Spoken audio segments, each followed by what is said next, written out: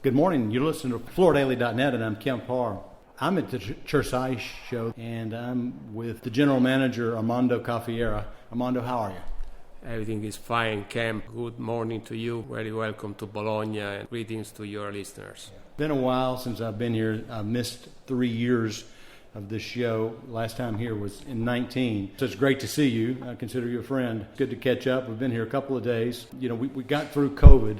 That's the reason that I didn't come the last couple of years. And now we have a new issue we're addressing with inflation. We'll get to that in just a minute. Give us a couple of highlights and tell us how the show's doing, number of attendees, number of exhibitors. It's great to have you back, Kemp. I also consider you a friend, and this talk is a very important point in my agenda. Last year we had the first edition of a large show of the size of Cersaie after COVID. In that sense was a kind of bet. It went well.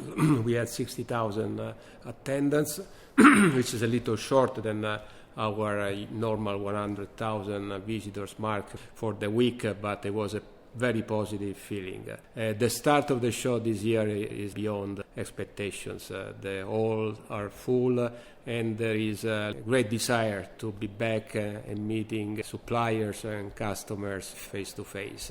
We have over 620 exhibitors, from 38% are international. I think what gets you the most walking around the stands is the quality of the booths. The investments of a company exhibited in Cersaie, the ceramic tiles of Italy company, is really impressive. The quality is very high, and I think this is something that our customers, distributors, prescriptors are really appreciating. So let me reiterate what you just said. There's 620 exhibitors, so that's quite a number. I know you added a new hall. You have Hall 37. You've added a couple other features, too. You've added the Cersaie upstairs. I mean, you continue to bring new components to the show that gives the show more energy, right? Absolutely right. The Cersaie upstairs is a way to get more possibility to stay inside the show for our incoming delegations. We have delegations from all over the world, particularly care about our North America, U.S. delegations. There is both lounges for our visitors and also some new restaurants to entertain. Mm-hmm. This is a focus on sustainability. Sustainability is a key focus of their show. I think it's particularly important to keep on our efforts, environmental side of our industry, particularly in a time where we are on heavy pressures on energy costs, as you well know, and inflationary pressure from the current situation. You mentioned the energy cost. I mean, it's 10x what it was a year ago, right?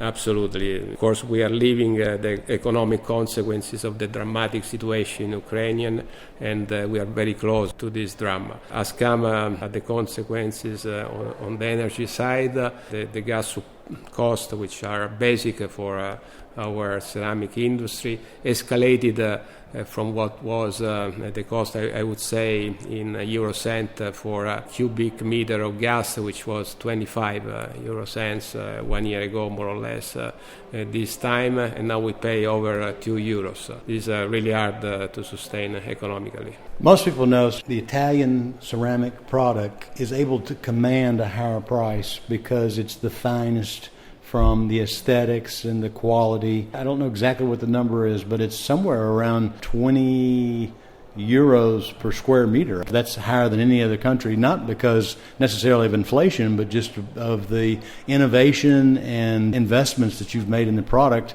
And it can command that higher price because you can't get to look anywhere else in the world, right? This is absolutely right. Average price, the Italian ceramics is sold around the world, is about double, around 20 euros per square meters than the average of our competitors. And of course, the situation of energy prices is putting a lot of pressure on our situation. I think there are a couple of important legislation measures that should be taken to overcome this situation. Some are at European level. Our government, Mario Draghi's government, is heavy pressing the European Union to introduce a price cap at European level on gas. This will be discussed at the European Council next week, and we believe if we have to be a union, this kind of provisions like the one that were taken at the COVID time should be introduced at this stage where we are in an economic war situation. Mm-hmm. The other issues that we have discussed yesterday in our opening meeting with the Minister of Ecological Transition is the fact that we should use more natural gas resources which are available at national level. You know, the NIMBY syndrome, and in Italy we have a lot of that. And these have avoided the possibility to use these resources. We believe there is the time that these resources are put in place, and particularly used for the competitiveness of companies like the one of the ceramic Italian industry, which invest a lot, make sustainable product, and they compete at international level. You mentioned sustainability as being the theme this year. I sat in on a meeting yesterday where they talked about this. I mean, one of the key reasons that it's sustainable is because it's basically baked dirt, which means that, there's no plastic in it. Raw materials are all natural, but it's also because it lasts for a long time, so you don't have to replace it as often. Of all the interior surfaces that are out there, it probably wins because it's the most natural and because of how long it lasts, right? It's totally true. We are an energy-intensive sector for less than an hour, and our products last for decades.